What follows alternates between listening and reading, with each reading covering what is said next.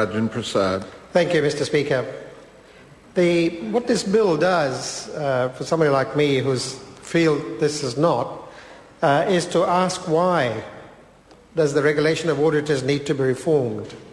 And indeed, just a quick reflection on what's happened over the past few years and the failure of large firms and the loss by so many people of so much money really has led to this piece of the framework that really ought to avoid those kinds of failures in the future.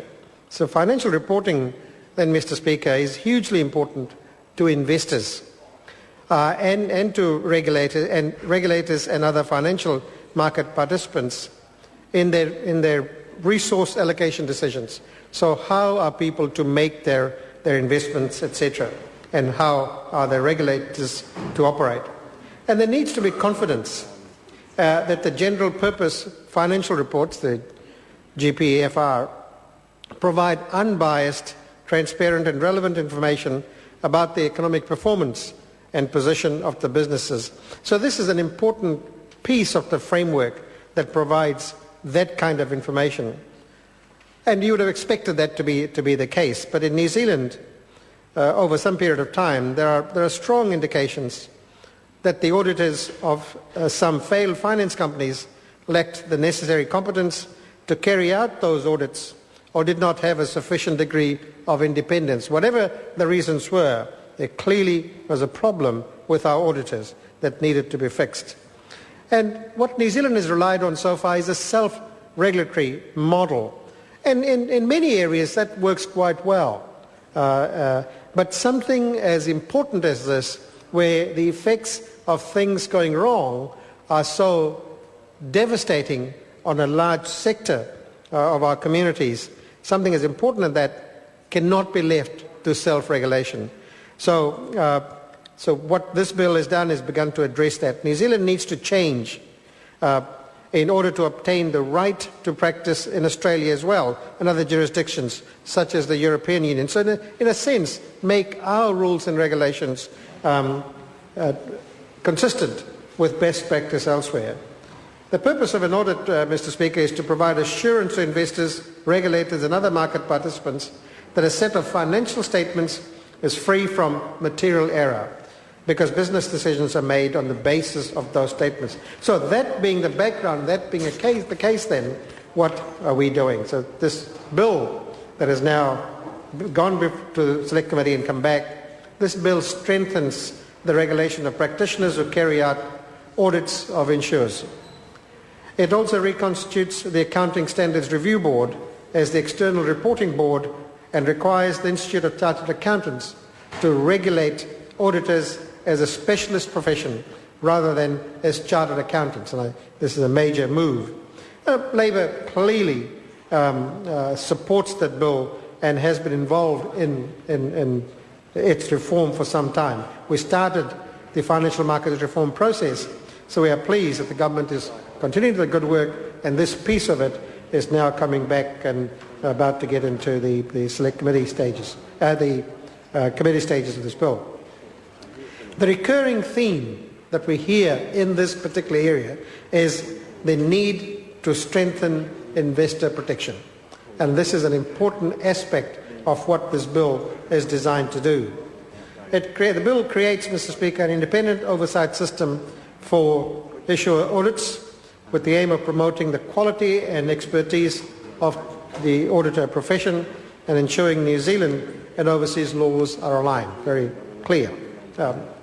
Now, the bill, once passed, ought to restore confidence in New Zealand's financial markets. As others have said, this is a complex bill, this is a detailed bill, and I will not pretend to understand every aspect of that. But I do understand what it is designed to do and what are some of the key elements of that have not worked in the past. And when I ran commissions myself, we relied on our auditors to tell us that everything was indeed in the right place. At least that guarantee is strengthened by the provisions of this particular bill. The Select Committee has clearly had a very good look at this and has made quite a number of changes as well. And formally, and some of them include that formerly auditors were regulated as chartered accountants. This bill requires the Institute of Chartered Accountants to regulate auditors as a specialist profession. Financial Markets Authority will be responsible for auditor oversight in monitoring and reporting on the adequacy and effectiveness of the Institute of Chartered Accountants. Now, the FMA is given oversight of auditors because the current self-regulatory system that places onus on chartered accountants to assess their own competence to carry out ensure audits. The finance company experience indicates that some practitioners didn't make sound decisions. So this is moving from quite a liberal position that we've had in the past in terms of self-audit to a firmly regulated one.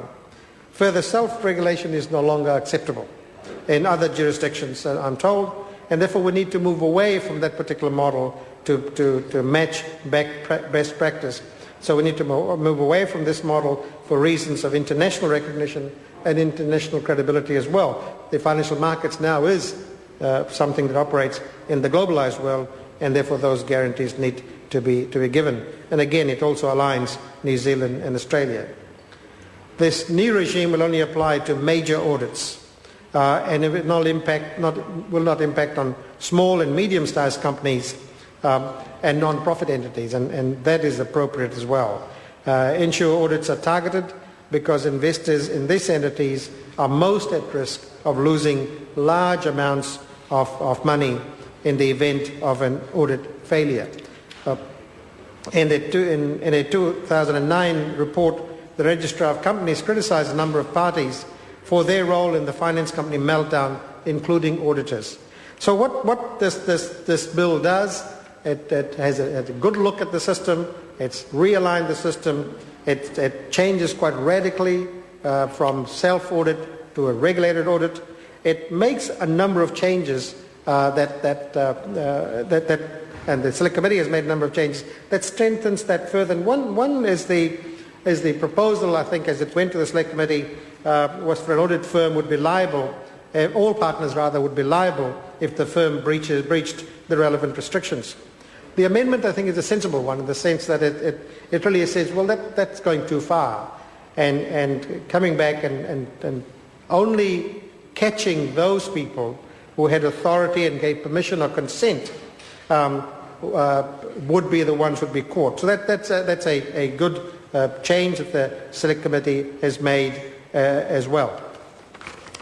So, Mr. Speaker, the opposition supports the bill.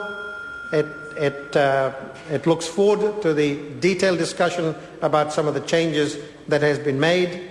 It appreciates the sensible amendments that the Select Committee has made, and it ought to give quite a bit of confidence to investors in the future that at least this leg that looks after the investments, the audit leg of it, has now been strengthened once this process goes through, and there will be a set of rules and regulations and authority and a process by which those who carry out the audits will meet the particular standards that we expect to meet. So on that note, Mr. Speaker, thank you very much. Melissa Lee.